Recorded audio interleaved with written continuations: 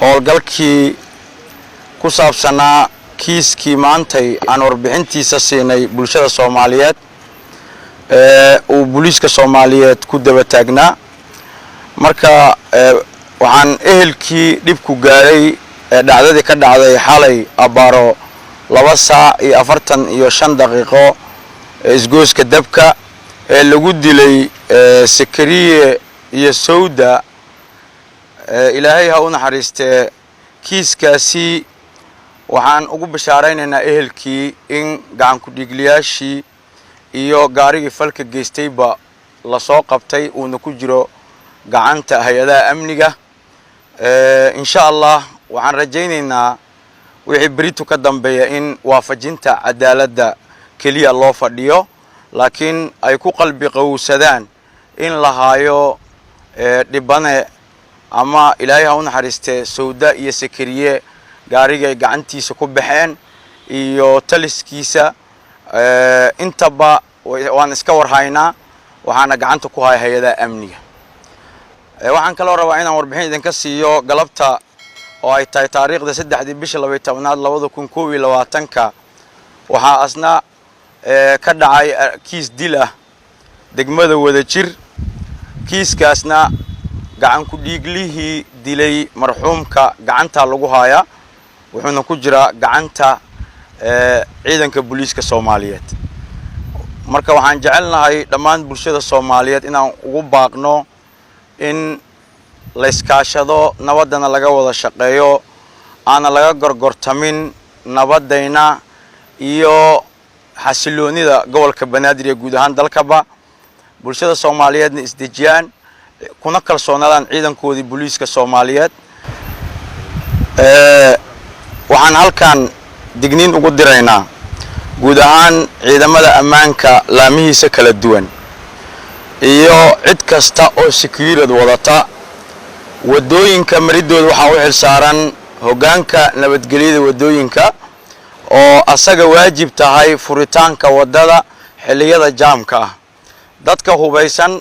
baabuurta saaran waxaan uga digaynaa in muwaadin Soomaaliyeed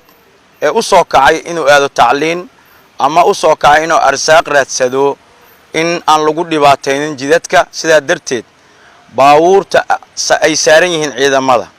inay dulqaad muujiyaan xilliyada jaamka uu jira cidii ku xadgudubta muwaadin Soomaaliyeed waxa laga waafajin doonaa waajibkiisa waxaana la marin doonaa talaabada ku haboon ciidanka ammaanka gobolka Banaadir iyo guud ahaan dalkaba uma fadhin doonaan in muwaadin Soomaaliyeed la dhibaateeyo la iska aamuso wixii hadda ka dambeeya talaabatii hore ka adag ayaa laga qaadi doonaa cidii muwaadin Soomaaliyeed ku dhibaateysa wadooyinka ay xaq u lahaayeen inay si nabad ah ku maraan ilaahay mahadiis shilkaas nimankii gacan ku dhigliyaashaha geystay shilkii xalay iyo shirkii caawa labadaba inaan gacanta ku hayno sida ugu dhaqsiyaha badanna aan u marsiin doono